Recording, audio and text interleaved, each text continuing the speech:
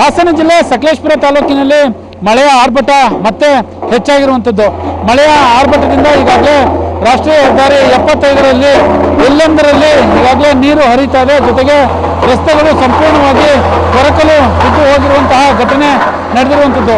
ಈಗ ನಾವು ಹಾಸನ ಸಕಲೇಶಪುರ ತಾಲೂಕಿನ ಏನು ದೊಡ್ಡತಪ್ಪಲು ಪ್ರದೇಶದಲ್ಲಿದ್ದೀವಿ. ಇದೇ NH 75 ಅಂದರೆ ರಾಷ್ಟ್ರೀಯ ಹೆದ್ದಾರಿ 75 ಪ್ರಮುಖ ರಸ್ತೆ, ಬೆಂಗಳೂರು ಮತ್ತು ಮಂಗಳೂರಿಗೆ ಸಂಪರ್ಕ ಕಲ್ಪಿಸಿಕೊಡುವಂತಹ ಪ್ರಮುಖ ರಸ್ತೆ. ಈಗಾಗಲೇ ನೋಡ್ತಾ ಇರ್ಬೋದು, ಸಂಪೂರ್ಣವಾಗಿ ಅಂದರೆ ಮೇಲ್ಗಡೆಯಿಂದ ಬಂದಂತಹ ನೀರು ರಸ್ತೆಯನ್ನು ಕೊಚ್ಚಿಕೊಂಡು ಹೋಗಿರುವಂತಹ ದೃಶ್ಯಗಳು ಕಾಣಸಿಗ್ತಾ ಇದೆ. ಜೊತೆಗೆ ನಮ್ಮ ಬಲಭಾಗದಲ್ಲಿ ಈಗಾಗಲೇ ಕಟ್ಟಿದಂತಹ ತಡೆಗೋಡೆ ಏನಿದೆ, ಆ ತಡೆಗೋಡೆ ಸಂಪೂರ್ಣವಾಗಿ ಕುಸಿತೋಗಿರುವಂಥದ್ದು. ಅಂದರೆ ಕಳೆದ ಬಾರಿ ಇದೇ ಜಾಗದಲ್ಲಿ ಭೂಕುಸಿತ ಉಂಟಾಗಿತ್ತು.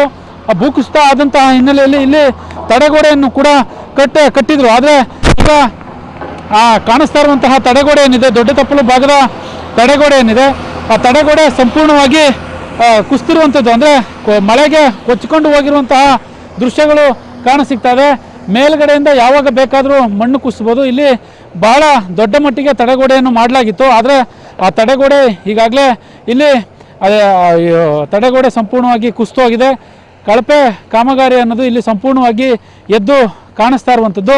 ನಮ್ಮ ಇನ್ನು ಎಡಭಾಗದಲ್ಲಿ ಏನಿದೆ, ಎಡಭಾಗದಲ್ಲಿ ಸಂಪೂರ್ಣವಾಗಿ ಇದು ಈಗಾಗಲೇ ಇಲ್ಲಿ ಭಾರಿ ವಾಹನಗಳು ಓಡಾಡ್ತವೆ. ಭಾರಿ ವಾಹನಗಳು ಓಡಾಡುವಂತಹ ನರಕ ಹೇಳುತ್ತಿರೋದು. ಸಾಕಷ್ಟು ಗುಂಡಿಮಯ ಆಗಿರ್ತಕ್ಕಂತಹದ್ದು ರಸ್ತೆಗಳು. ಜೊತೆಗೆ ಅಲ್ಲೊಂದು ಕಾರ್ ಕೂಡ ಈಗಾಗಲೇ ಕೆಟ್ಟು ನಿಂತಿರುವಂತಹ ದೃಶ್ಯಾವಳಿಗಳು ನೋಡ್ತಾ ಇದ್ವಿ.